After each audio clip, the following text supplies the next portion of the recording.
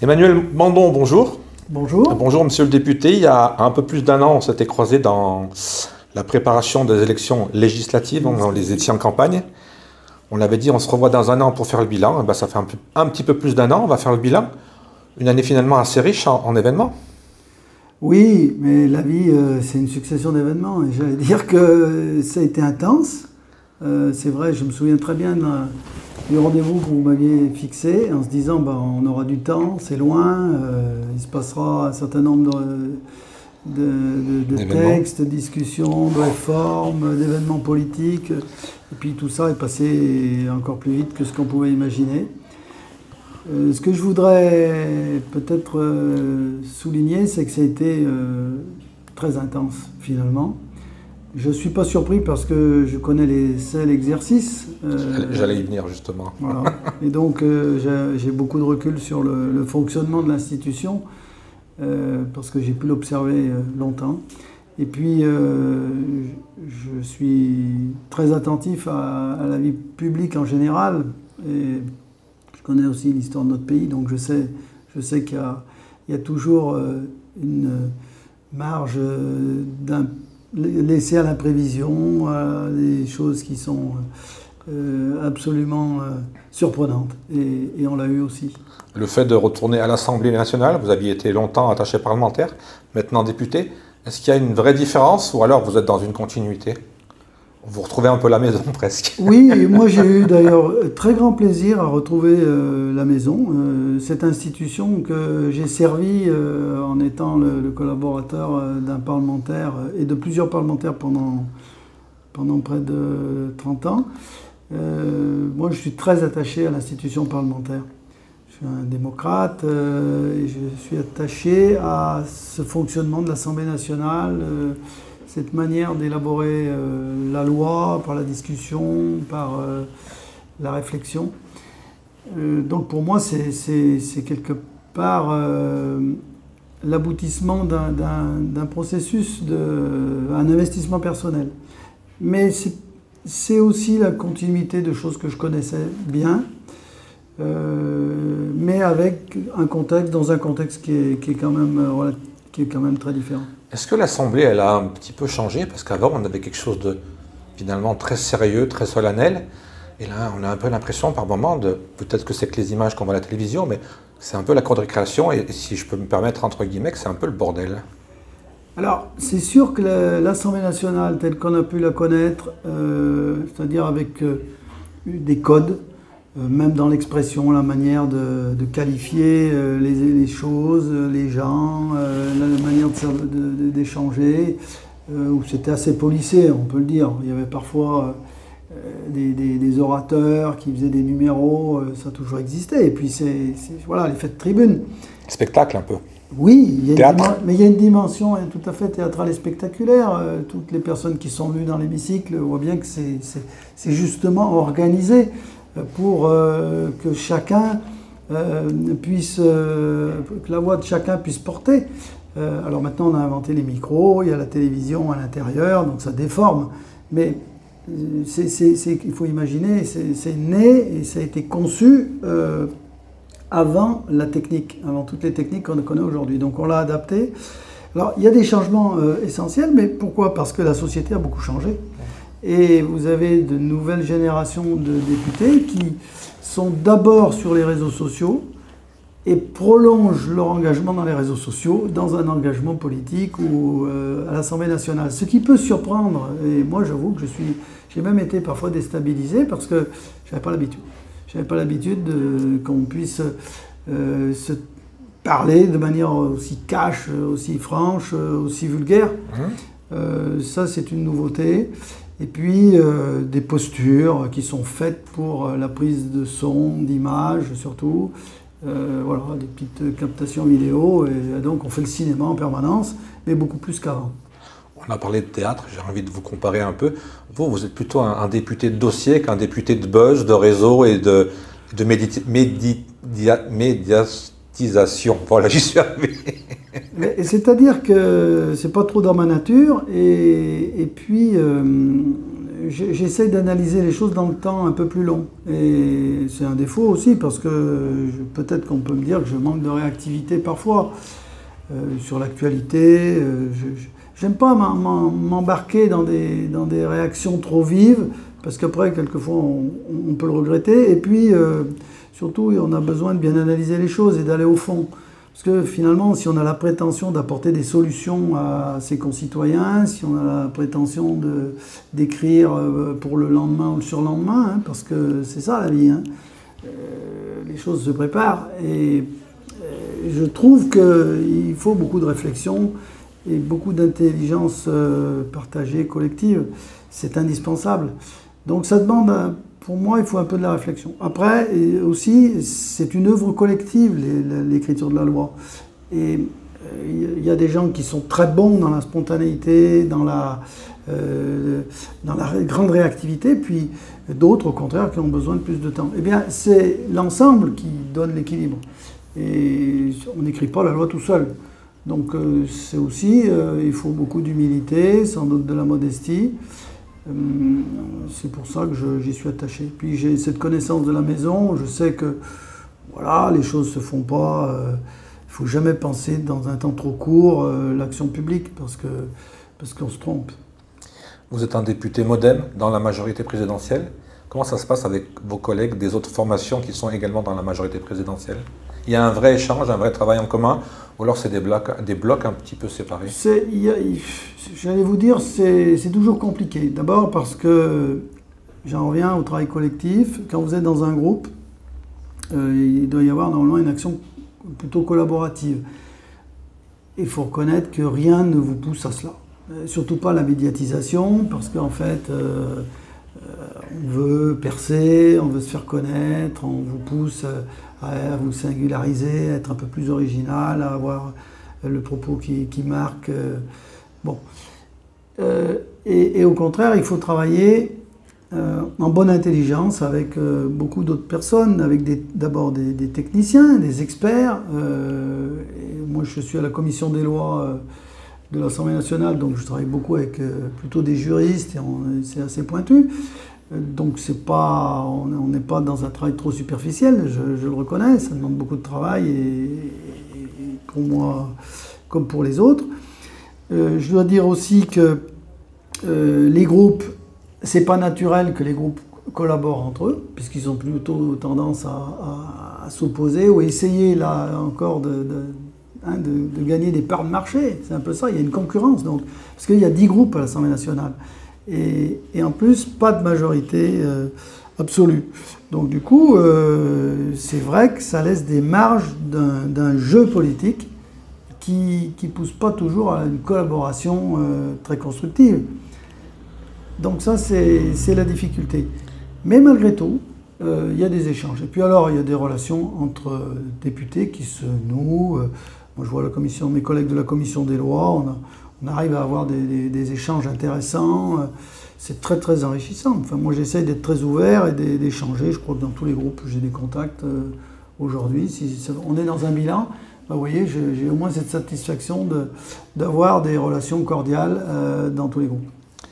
Votre semaine de député, elle se passe comment? Comment vous répartissez le temps du local et votre travail parlementaire? C'est 3 jours ici, 3 jours là-bas, un jour de repos. Comment ça se passe exactement? Alors pour moi, sur cette année, il n'y a pas eu de jour de repos. Ouais, bah bien. Parce que j'ai souhaité pouvoir, en somme, défricher, vérifier que je maîtrisais à peu près toutes les composantes de la mission. Donc ça, je m'étais mis dans cette posture, donc pas de jour de vacances. Mais par contre, ce que je peux dire, c'est j'ai consacré, bien sûr, beaucoup de temps, comme je suis dans la majorité, à la délibération, à la participation aux séances et aux commissions. C'est très lourd, ça a été compliqué, beaucoup l'ont dit. Hein, donc j'invente rien, ça c'est vrai. Cette semaine, par exemple, je suis parti lundi, je suis revenu ce matin au premier TGV. Voilà, donc c'était 4 jours, en gros, pas tout à fait 4 jours pleins à l'Assemblée nationale. Et puis, la journée d'aujourd'hui sur le terrain, à Saint-Chamond. dans la circonscription. Demain dans la circonscription, dimanche dans la circonscription. Et je repars lundi en fin de matinée à Paris. Si on revient dans l'actu, cette année, elle a été marquée par une grosse réforme qui a fait beaucoup de bruit, c'est les retraites.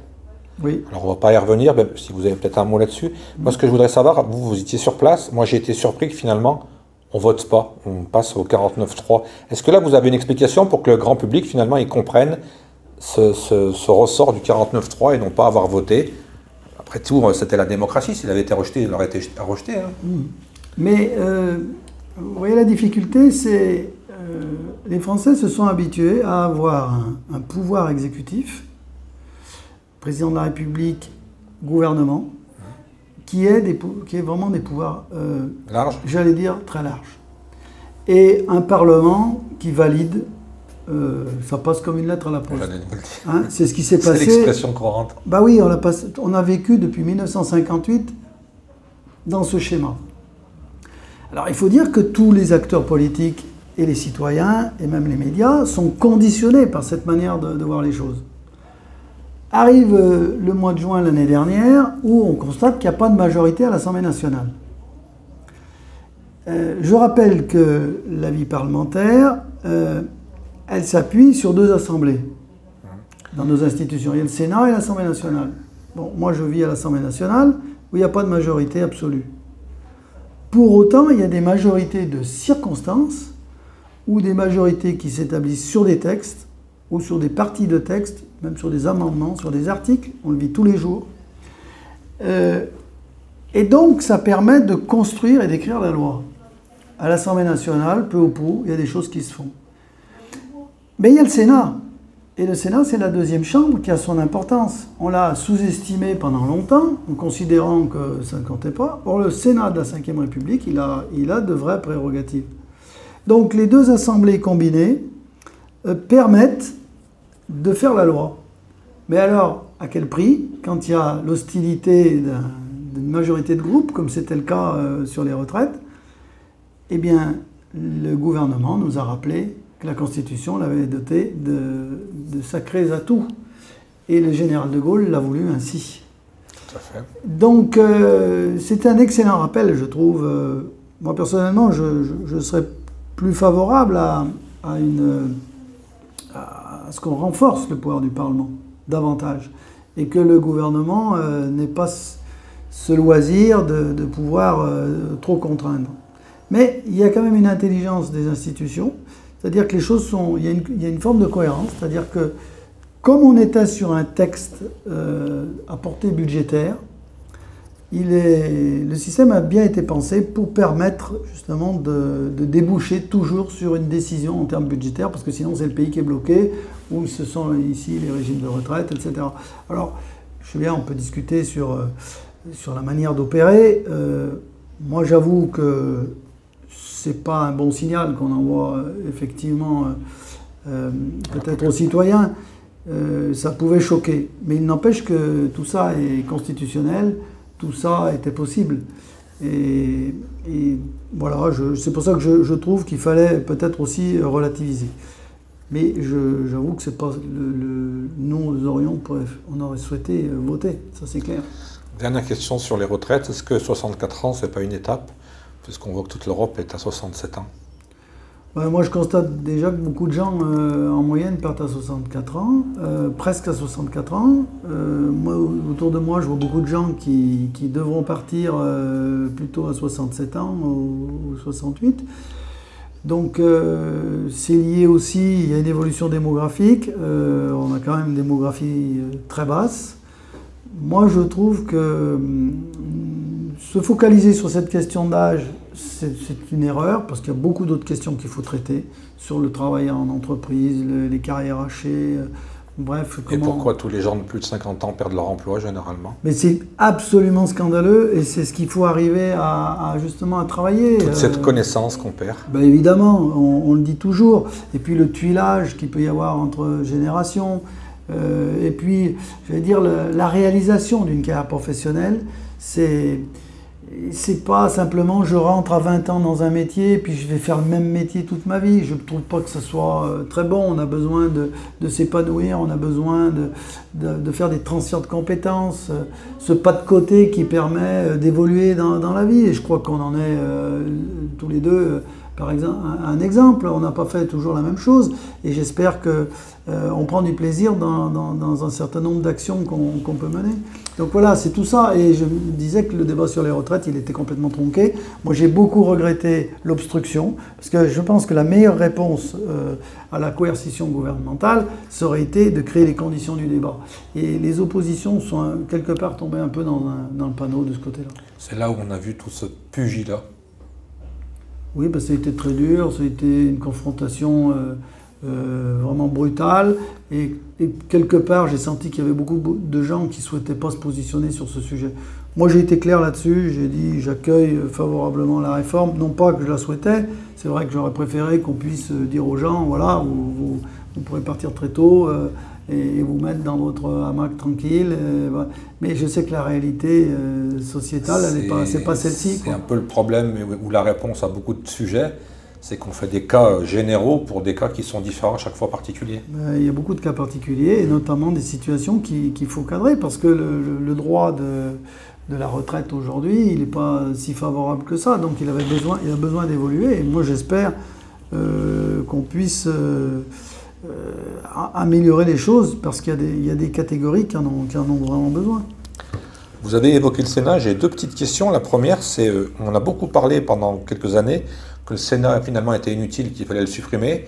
Si j'ai bien compris dans vos réponses, il est essentiel à la vie démocratique. Oui, parce que je crois que c'est une respiration, c'est-à-dire qu'une assemblée examine le texte en débat dans un certain contexte, on l'adopte et ensuite on le transfère à l'autre assemblée qui refait le travail. Et avec des gens qui n'ont pas tout à fait la même culture, ni même les mêmes contraintes, parce que les sénateurs, ils ont plus de recul par rapport à les publics, ils sont moins sous pression. Et je trouve que c'est les deux. Ensuite, on réunit les deux versions, on essaye de trouver des compromis, et c'est comme ça qu'on fait une loi en général qui est intelligente. Mais bien qu'on écrit sans doute la loi toujours trop vite. Hein. En septembre, il y a les élections sénatoriales. Quel est le regard du député sur les élections sénatoriales dans la Loire? Est-ce que vous avez des conseils, des avis? Vous regardez ça de loin, vous regardez ça de près? Comment ça se passe à votre niveau? Des envies peut-être de candidats ou d'autres? Moi je suis grand électeur, donc appelé à me prononcer. Deuxièmement, mes collègues sénateurs, ce sont des élus que je respecte, que souvent j'apprécie. On arrive à avoir des échanges très intéressants sur justement cette pratique parlementaire, la relation avec le territoire, assez différente.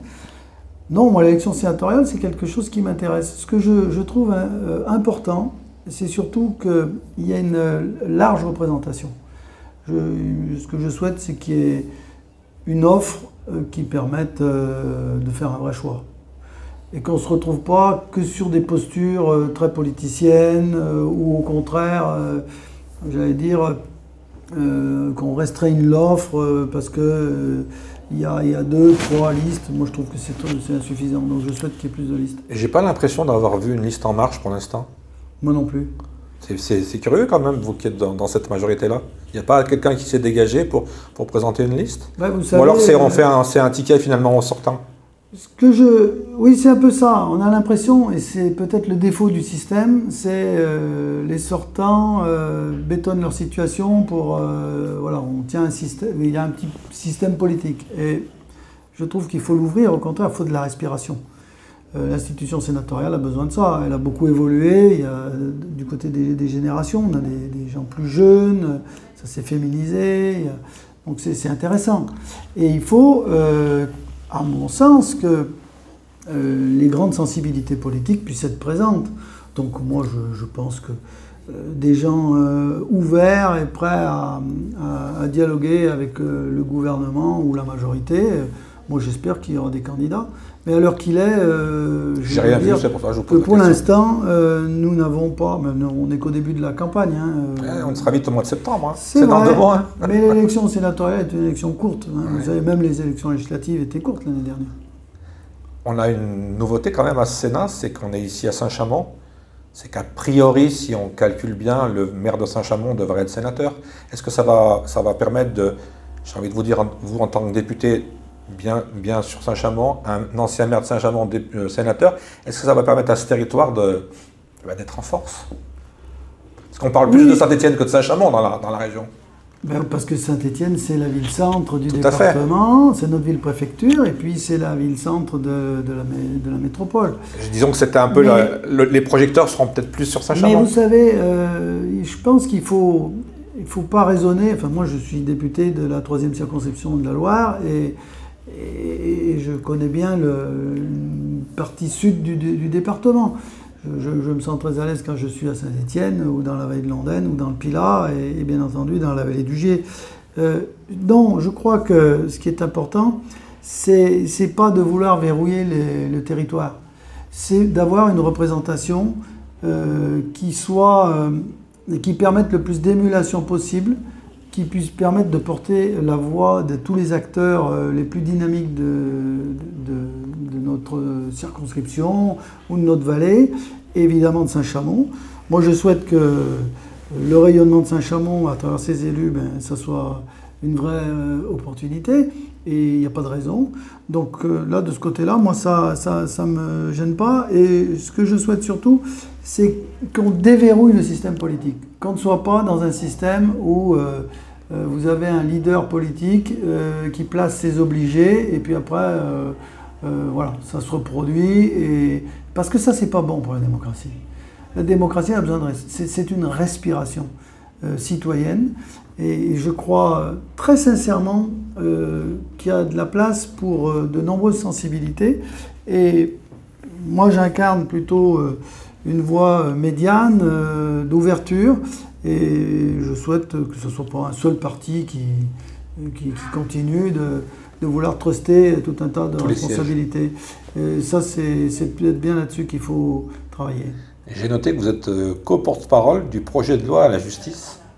C'est quoi exactement, et quelle est la mission de ce projet de loi à la justice?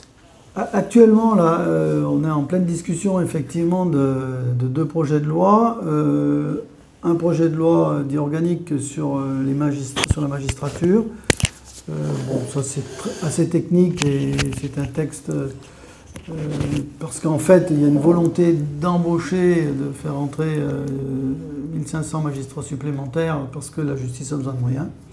Et puis il y a une loi de programmation et d'orientation pour la justice, alors, qui est importante parce que justement on prévoit les moyens budgétaires sur plusieurs années, en pluriannuel, et puis une codification du code de procédure pénale, une réécriture du code de procédure pénale dans le sens de la simplification. C'est très technique, mais ça touche directement nos libertés.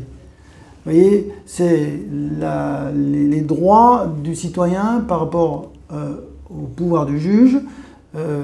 Qu'est-ce que peut faire le juge ou pas le juge? On l'a vu dans les derniers événements qui ont eu lieu, les dernières émeutes qui nous ont tous marqués et frappés, parce que par cette violence gratuite et absolument incontrôlable, dans un premier temps, je pense, parce qu'avec des conséquences quand même énormes. Bon, mais n'empêche que derrière tout ça, il y a un appareil répressif, et cet appareil répressif, il est encadré. Il faut le contrôler. Voilà, il faut l'encadrer, le contrôler. Et voilà, tout à fait. Donc c'est tout ça que nous revisitons dans le cadre de... Et ça, c'est un travail qui dure sur des mois, sur des années? Comment ça se passe aussi, le temps législatif? Alors, par exemple, la réécriture du code de procédure pénale, c'est quelque chose qui va prendre, évidemment, qui va se traduire en années. C'est pas des choses qui se font en quelques jours. Par contre, il y a d'autres choses comme la programmation, tout ça, c'est une vision qu'on se donne pour plusieurs exercices budgétaires. Et donc, jusqu'en 2027, on sait quel est le cap, combien on va embaucher de greffiers, 1500 greffiers, les auxiliaires de justice. 1500 sur toute la France? Oui, c'est au niveau national. Ça ne représente pas grand-chose finalement. Eh bien, écoutez... Peut-être en termes de budget, oui, mais en termes d'humain, pas tellement, finalement. Ben oui, mais parce que les moyens de la justice ne sont pas si énormes que ça. C'est-à-dire que ramener à ce qui existe aujourd'hui, c'est déjà énorme. C'est quand même 7,5 milliards supplémentaires. Si on avait ça pour d'autres ministères, en pourcentage, c'est considérable. Donc, moi, je trouve que cet effort-là, il n'avait jamais été produit. Il y a des décennies, je crois d'ailleurs qu'on n'a pas de référence d'une augmentation aussi rapide du budget de la justice, puisque ça fait déjà plusieurs années qu'il augmente. Et là, il y a vraiment un objectif très ambitieux. Ces 1500 personnes qui vont être en plus, ça veut dire que la justice sera plus rapide ou plus efficace? Alors, on peut espérer qu'elle soit d'ailleurs plus rapide, parce que c'est vraiment le premier enjeu. Plus efficace, comment juger de l'efficacité de la décision des magistrats? Ça, c'est une vraie question. Chacun a son point de vue, je pense. Chacun peut avoir son point de vue. Est-ce que l'efficacité, c'est de faire que du chiffre? Est-ce que c'est dans la qualité des décisions, la qualité de l'accompagnement? Parce que, vous savez, aujourd'hui, même en matière pénale, on le voit, l'accompagnement des personnes, c'est essentiel. Quand il y a des troubles psychologiques, des difficultés, des tensions très fortes, hein, on le voit au niveau de la violence intrafamiliale, les féminicides, etc. Bon, il y a de la sanction, mais derrière, après, les individus, il faut les remettre, leur permettre de revenir dans la société. On ne peut pas emprisonner tout le monde à vie. C'est pas l'objet de la sanction pénale. Et tout cet appareil répressif, il a besoin d'être bien normé. Et puis, surtout, parce que c'est de la pâte humaine. On ne traite pas des machines. C'est pas aussi simple. C'est toute la difficulté d'ailleurs de l'exercice. Hein, pas toujours très simple aussi avec les machines. Hein. Il y a des moments, des pièces qui fonctionnent mal. Vous me cherchez sur les machines, mais en matière... Non, mais là, c'est de l'humain et c'est vrai que mais l'humain si on n'a pas une sensibilité varié. Est très variée. Et il faut là-dessus, c'est une très grande responsabilité. C'est pour ça que gros chantier, donc. Le métier de la magistrature, comme les métiers de tous les auxiliaires de justice, tout l'environnement de la justice et des métiers de la sécurité publique, c'est un très gros investissement humain, mais c'est énorme pour les politiques publiques. Vous avez évoqué les émeutes. Est-ce qu'on pouvait, je ne vais pas dire y échapper, mais est-ce qu'on ne sentait pas cette atmosphère depuis quelques années qui monte et qu'on ne voit pas... J'allais dire, pour être pessimiste, on voit plutôt ça avec de la noirceur que de la douceur dans les événements qu'on voit tout au long des années qui viennent. Là. Je ne sais pas si je me suis bien exprimé, parce que même moi j'ai du mal à comprendre ma question. Non, mais on sent depuis des années une montée de quelque chose qui va finir par exploser. Et là, quand on voit les émeutes, bon, on va dire aujourd'hui que c'est que du matériel, mais enfin c'est quand même pas très logique, quoi. Mais regardez, vous avez eu le débat sur les retraites qui a occulté tout le reste. Eh bien, il y a un effet de rattrapage quelque part aussi, sachant que le malaise ou le mal-être de tout un tas de catégories dans la société, il y a une jeunesse qui a été instrumentalisée sans doute, et c'est absolument inexcusable ce qui s'est passé, et c'est pour moi scandaleux. On entend déjà des gens qui excusent, donc vous voyez. Oui, bien sûr, mais ça, il y a toujours, on peut toujours essayer de se distinguer. Et peut-être faire une forme de démagogie absolument scandaleuse. Mais moi, je n'excuse absolument rien. Je dis que c'est pas acceptable. Mais après, il faut se poser les bonnes questions. Et je crois qu'il y a eu un effet retard, enfin décalé. Et la première étincelle, bien dramatique, écoutez, a déclenché quelque chose d'absolument incontrôlable. Je crois aussi qu'il y a des forces qui s'expriment derrière tout ça. Nous sommes dans un climat international qui n'est pas simple non plus. Et qui est compliqué partout. Et qui est compliqué partout. Donc l'unanimisme, l'unité nationale, on en rêve tous, mais hélas, on sait que ce n'est pas aussi simple. Mais par contre, je pense que la société a une résilience, qu'on a une capacité collective à essayer de traiter point par point les choses, et c'est pas la peine, à mon avis, de partir dans des grandes incantations, parce que le verbe, c'est bien, les grands discours, c'est magnifique, moi, je juge très concrètement. C'est vrai qu'on a toute une population, notamment une jeunesse, qui me semble décalée, désœuvrée et sans doute mal accompagnée. Vous savez, quand vous dites désœuvré, ça me gêne un peu parce que moi, je reviens à, je reviens à ma jeunesse, il y a 30 ans, je disais encore l'autre jour, nous, la police nous courait après parce qu'on jouait au foot sur les parkings. Oui, Or, aujourd'hui, c'est vrai que je constate une chose, on voit quasiment plus de police dans les rues. Oui, ça, c'est surprenant, parce qu'il y avait un peu cette peur de la présence de la police. Et puis moi, ce qui me choque aujourd'hui, c'est de voir des jeunes, parce qu'on va parler de jeunesse, qui sont nés en France, qui n'ont connu que la France, et pourtant ils ne se sentent pas français. Alors après, on ne parle pas de papier, parce que la carte d'identité, c'est un papier. Mais ils se rejettent de la France, j'ai du mal à le comprendre, parce que quand on bouge un peu, qu'on va seulement en Europe, on se dit, mais quelle chance on a de vivre en France. Bien sûr, je ressens la même chose. Chaque fois qu'on fait un voyage à l'étranger, ou qu'on se documente sur ce qui se passe à l'étranger, on mesure vraiment cette chance extraordinaire, parce qu'on est encore un havre de prospérité qui est énorme. Et bon, voilà, donc, en plus on a un patrimoine, on a un rayonnement qui est assez incroyable, les étrangers nous le disent régulièrement. Non, ce qui se passe, c'est que le sentiment d'appartenance à la nation, je crois que ça ne se décrète pas. Deuxièmement, on a une société qui est pluriculturelle, de fait. Oui, ça devrait être une richesse, et aujourd'hui c'est un affrontement.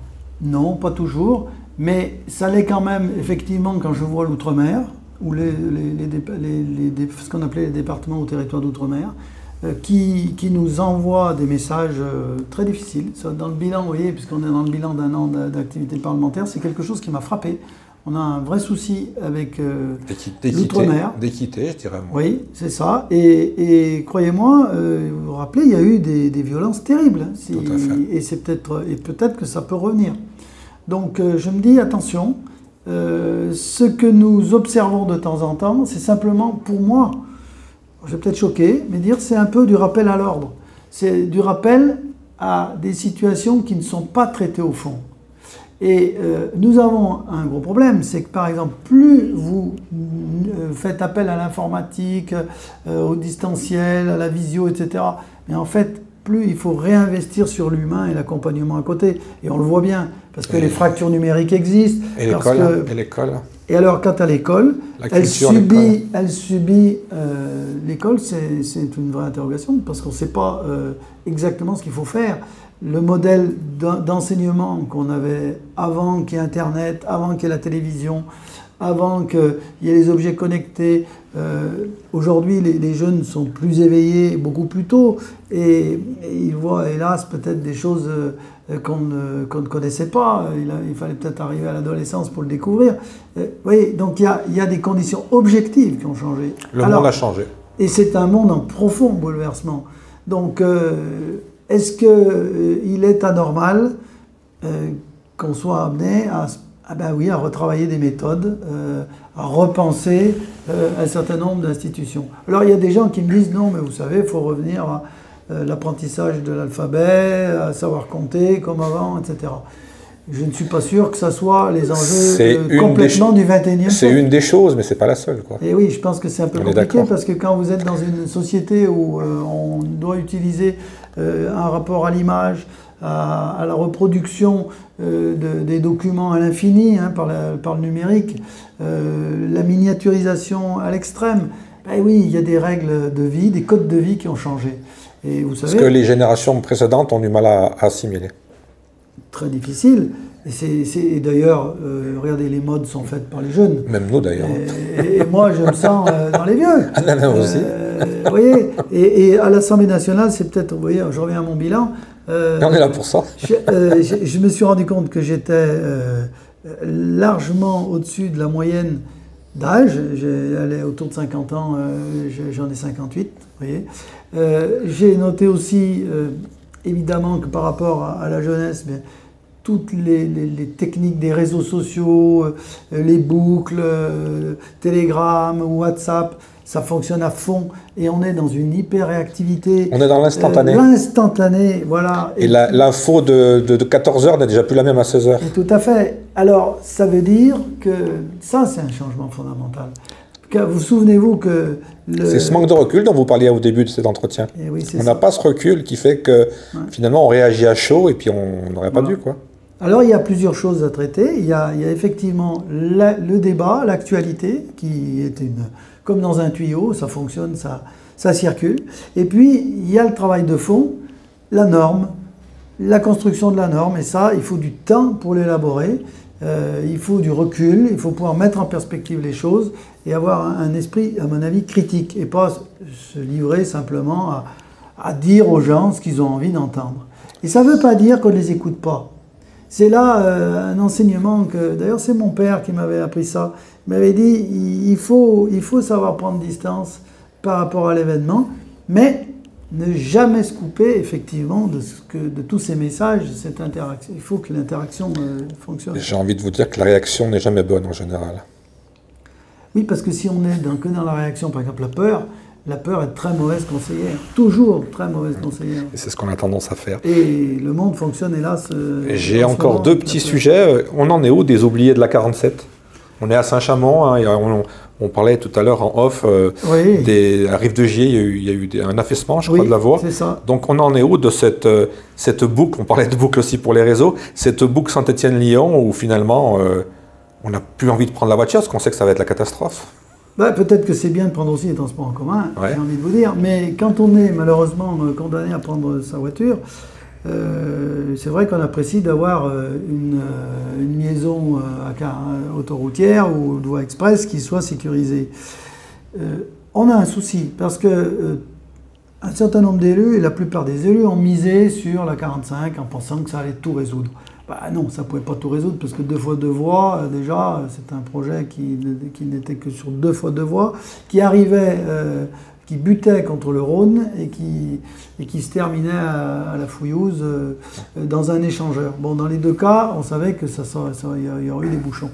Donc, je ne comprends pas, je le dis sincèrement, pourquoi l'État n'a pas assuré un niveau d'entretien suffisant de la 47 depuis 50 ans. Moi, je me suis battu, je peux le dire, 30 ans avec François Rochebonne là-dessus. Ça nous a occupé considérablement. Je sais que quand il a terminé son mandat, nous avions des hauteurs, des piles de dossiers, parce qu'on a fait des réunions, on s'est battu pour essayer d'avoir des améliorations, etc. Et ça a été très lent. C'est ce qu'on appelait la requalification.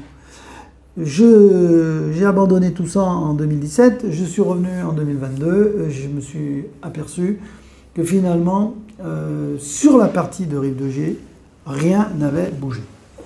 Alors, il y a quand même eu des travaux en amont à Grand-Croix, où je trouve qu'il y a eu une très grosse opération qui a été faite sur l'échangeur de Grand-Croix, enfin l'entrée de la ville de Grand-Croix et l'aménagement avec le Gier. Ça, c'est très important, ça, c'est structurant, c'est très utile pour sécuriser l'infrastructure et les voies de communication. Bon. Mais ça, j'allais dire, il y a encore d'autres choses à faire. Et sur la partie de Rive-de-Gier, on a un viaduc, et il faut reconnaître que c'est une source de danger. Et puis, il y a la stabilité des talus. Alors, il se trouve que, eh bien oui, on a eu une pluie battante qui a entraîné brutalement un petit glissement de terrain, un petit affaissement. Ben oui, l'infrastructure, elle bouge, et parce qu'elle est très vieille. Donc moi, c'est du bon sens, je me suis dit, il faut absolument se battre pour que les crédits qu'on ne met pas sur la 45, on ait au moins une partie de ces crédits qui servent. Alors une partie pour le ferroviaire, et une autre partie pour sécuriser, améliorer l'infrastructure, protéger les riverains au droit de Rive-de-Gier. Donc ça, voilà, c'est un petit boulot. Alors les oubliés de la 47, eh bien, ils ont eu le mérite de constituer une association, d'essayer de médiatiser l'action. Moi, je les soutiens à 200% parce que c'est absolument nécessaire. Les riverains, ils subissent de vraies nuisances. Je crois qu'il faut quand on est usager d'une infrastructure, il faut qu'on ait aussi conscience qu'il y a des gens qui en subissent les conséquences et les nuisances. Un gros chantier encore dans les années. Mais là, il y a du boulot. Oui, il y a du boulot. J'ai bon espoir. Cette liaison Saint-Étienne-Lyon. Ouais. Dernier sujet, on ne peut pas y échapper. Ça fait 1 an que c'est le sujet stéphanois. Comment vous avez vécu, vous, cette histoire de sextep? Puisque je pense que c'est des gens que vous côtoyez assez régulièrement. Quel est votre avis? Qu'est-ce qu'il aurait fallu faire? Et qu'est-ce que vous pensez, finalement, il faut être franc, hein, de la position du maire de Saint-Étienne aujourd'hui? Alors, je veux dire que pour moi, ça a été un choc, parce que quand vous connaissez les Protagonistes. personnes, les protagonistes, je ne pensais pas que l'antagonisme était à ce point et qu'il pouvait conduire à des attitudes aussi répréhensibles. Ce qu'on a vu, c'était violent quand même. Hein, c'était une violence extrême. Les paroles qu'on a entendues, c'était choquant. Hein. C'est ça. Et on peut comprendre qu'il y ait des antagonismes, des concurrences, des jalousies, ça c'est humain. Mais là on a franchi des bornes et c'est absolument inadmissible. Et moi j'ai été profondément choqué. Donc ça c'est le premier point. Le deuxième chose, c'est qu'on est dans la sidération et on ne pense pas que ça puisse durer. On imagine que là on est dans le temps court quand on apprend la nouvelle. Et puis malheureusement au bout d'un mois, on s'est vite rendu compte que, bien oui, on s'installait dans un conflit long. Et qui allait sans doute peser sur le fonctionnement de la collectivité. Et là, il y a deux collectivités. Bon, il y a la ville de Saint-Étienne et puis il y a la métropole. Bon, moi, je trouve assez sage l'attitude des maires de la métropole qui ont fait comprendre au président de métropole qu'il fallait qu'il se retire et que c'était nécessaire, c'était salutaire pour Saint-Étienne métropole. Alors, on a franchi un cap aussi parce que je suis conseiller régional. Je peux vous assurer que je regrette qu'il n'y ait pas suffisamment de collaboration entre les élus régionaux et les élus métropolitains. Alors, bon, moi, je ne veux pas savoir qui est responsable du fait que ça n'ait pas bien fonctionné. Mais là, on a la capacité, collectivement, de bien travailler. Enfin, en tous les cas, moi, je me place en avocat ou du territoire, en défenseur du territoire à Paris ou à Lyon. Moi, je suis à disposition pour travailler sur tous les sujets et je souhaite le faire dans l'esprit le plus républicain. La justice, aujourd'hui, elle est sollicitée. C'est la justice qui va se prononcer. Avec un temps assez long aussi. Avec un temps long, parce qu'effectivement, il faut investiguer. La justice, voilà, elle a son rythme à elle. Moi, il ne m'appartient pas d'en juger. Je ne la connais pas. Je connais pas le dossier.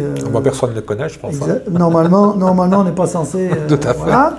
Il y a la présomption, certes, d'innocence. Après, il y a des choses qui sont tellement troublantes que c'est vrai qu'on a eu tendance peut-être à juger soi-même. Alors moi je dis, il faut regarder l'intérêt du territoire et de la collectivité. Et à un moment donné, il faut faire abstraction de sa personne. Parce que si le charme est vraiment rompu, honnêtement, comment dans ces conditions... vous savez, le travail d'élu, la mission d'un élu, c'est du relationnel à chaque instant. On est au service de ses concitoyens, on collabore avec des fonctionnaires, tout repose finalement sur un minimum de confiance, sur une sincérité de l'engagement. Et quand il y a des choses qui ont passé les bornes, objectivement, tout ça est détruit. Et c'est là où je me dis, il y a sans doute nécessité que...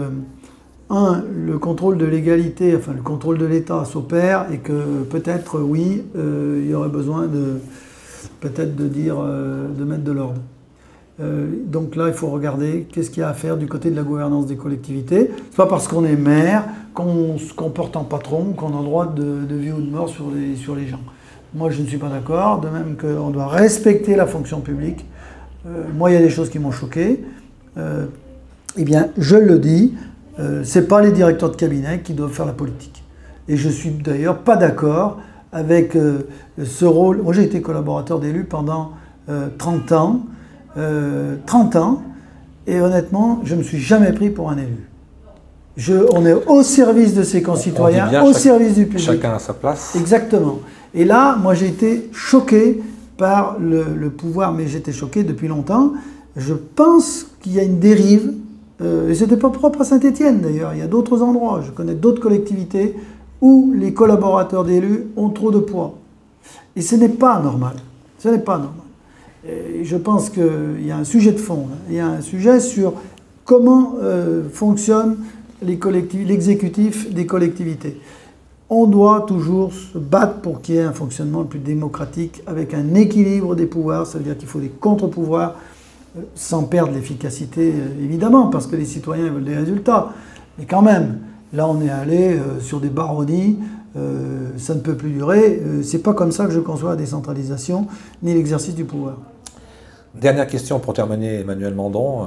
Est-ce que ce rôle, cette position de député, c'est finalement allez, on va être un peu familier, l'arrivée au terme de votre carrière politique, ou alors il y a d'autres ambitions derrière?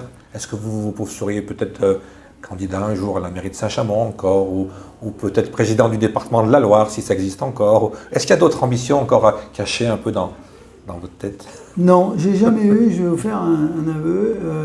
Peut-être très jeune, j'idéalisais certaines responsabilités, mais vous savez, la vie vous transforme. À qui le dites-vous? Oui, à qui le dites-vous? Non, je n'ai pas d'ambition, j'ai jamais eu de plan de carrière. Ce qui m'a caractérisé, c'est que j'ai jamais eu de déroulement de carrière ni de plan de carrière. Et je ne considère pas la vie publique comme une carrière. Je ne peux pas la résoudre à ça. Je pense que c'est une rencontre avec ses concitoyens. Et ses valeurs aussi, peut-être un peu, non? Et bien sûr, c'est d'abord un engagement qui doit être... où il faut une exigence vis-à-vis de soi-même, c'est une remise en cause tous les jours. Vous savez, moi, plus j'avance dans la vie publique, plus je me retrouve à me dire qu'on n'a jamais fait assez d'humilité, quoi. On fait preuve d'humilité. Je crois vraiment que c'est une remise en cause de tous les jours. C'est une exigence. Moi, je suis très honoré de la mission de mandat qui m'a été confiée par les électeurs. Et honnêtement, je suis comblé dans ce que je peux voir, comprendre, essayer de comprendre et surtout d'être acteur et d'aider mes concitoyens et de travailler pour l'avenir. Mais je sais que la mission est très lourde et que c'est pas facile de dépasser toutes les complexités de la situation parce que vous avez des contradictions majeures. Par contre, il faut savoir décider, il faut savoir suivre son étoile et être animé de ses convictions et d'une grande générosité par rapport à l'avenir. Alors ça, c'est des grands mots. Et au quotidien, je sais, vous voyez, qu'il faut un peu d'humour et un peu de distance par rapport à tout cela. Mais en tout cas, les gens m'aident beaucoup. Je peux dire que mes concitoyens, dans la relation que j'ai avec eux, je vois beaucoup de bienveillance et je compte aussi sur une équipe, sur des amis. J'ai beaucoup de chance. Emmanuel Mandon, merci beaucoup. J'allais vous dire pour conclure, bonnes vacances, mais si j'ai bien compris dans l'entretien, vous prenez très peu de vacances. Vous allez quand même en prendre un petit peu? Je vais essayer d'en prendre d'abord parce que c'est nécessaire pour l'équilibre personnel. Et puis pour la forme physique? Pour la forme physique. Et je vais essayer de repartir sur une nouvelle année plus équilibrée et pour garder un bon tonus et garder le sourire dans cette mission. Merci beaucoup. C'est moi qui vous remercie. À bientôt. À bientôt.